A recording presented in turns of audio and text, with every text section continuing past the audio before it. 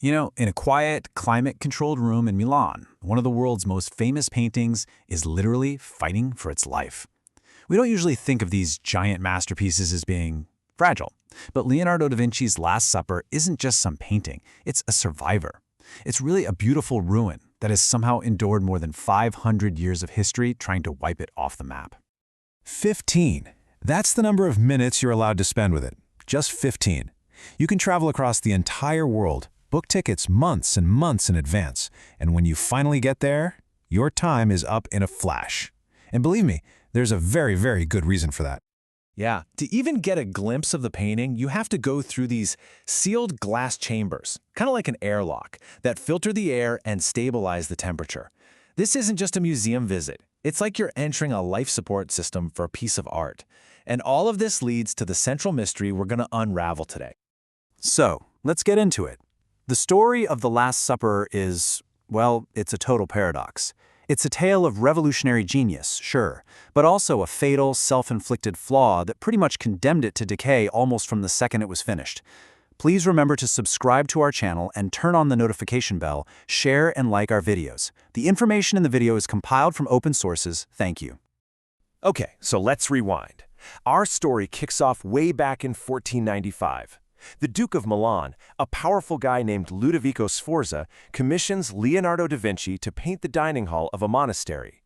Now, the subject matter was pretty common for a dining hall, but Leonardo's approach? Oh, it was going to be anything but common.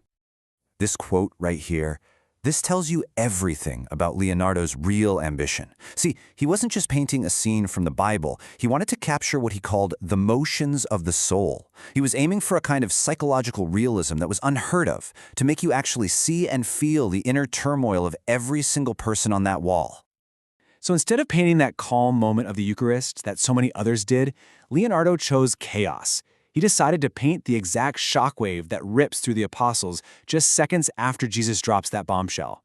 And you can see it all: the anger, the shock, the denial, the fear.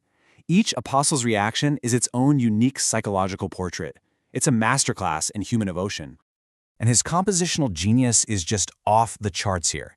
He used this thing called one-point perspective to make the painted room feel like it was just an extension of the real one. Every single line in the painting, the ceiling, the table, the floor, it all converges on one single point: Christ's head. In fact, get this, he hammered a nail into the wall right at Christ's temple and then ran strings out from it to get all the angles perfect. This makes Christ the undeniable gravitational center of all that chaos. But, and this is a huge but, here's the tragic twist.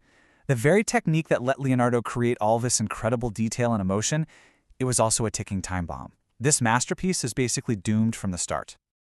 Okay, so the standard way to paint on walls back then was something called buon fresco, or true fresco. You paint on wet plaster, right? And as the plaster dries, the paint literally becomes part of the wall. It's super durable, but you have to work incredibly fast. Leonardo, though, he was a notorious perfectionist. He couldn't be rushed. So he just invented his own method, painting a secco, which basically means painting on a dry wall. He essentially decided to treat the stone wall like it was a wooden panel. He sealed it with all these layers of gesso and pitch, added a primer to make it brighter, and then painted with a mix of tempera and oil. This let him work slowly, step back, think, change things, all the stuff he loved to do. But there was one catastrophic flaw in his plan. The paint never actually bonded with the wall. It just sat on top of it. And the result? It was an absolute disaster. The humid dining hall wall was the worst possible place for this kind of experiment. By 1517, just about 2 decades after it was done, the paint was already flaking off. By 1556, the historian Giorgio Vasari wrote that all that was left was a muddle of blots. Leonardo's quest for perfection had created something that was impossibly fragile. And what came next was just a 500-year tragedy of neglect, terrible damage, and a bunch of well-meaning but often disastrous attempts to fix it.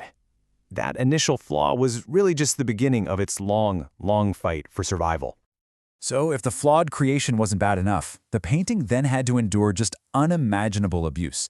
In 1652, the monks literally cut a doorway through the bottom of it, right through Jesus' feet.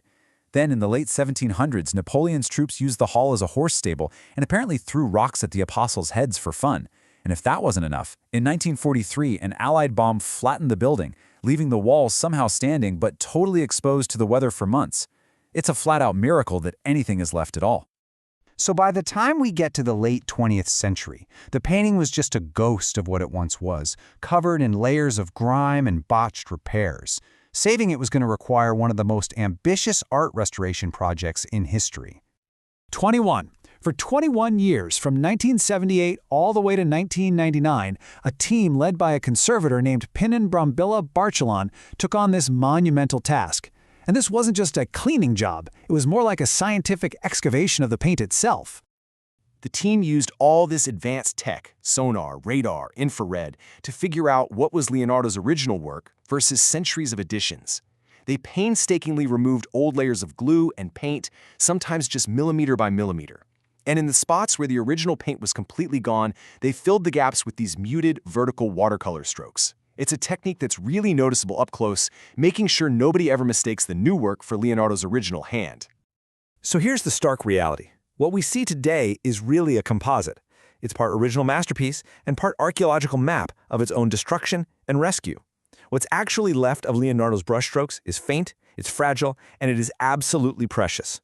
Which leaves us with a final thought to chew on. When we look at the Last Supper today, are we really seeing a true Leonardo da Vinci, or are we actually witnessing something else entirely? A beautiful, haunting testament to an artwork's 5 centuries struggle just to exist? The answer, a lot like the painting itself, is complicated and layered, a story of both genius and survival.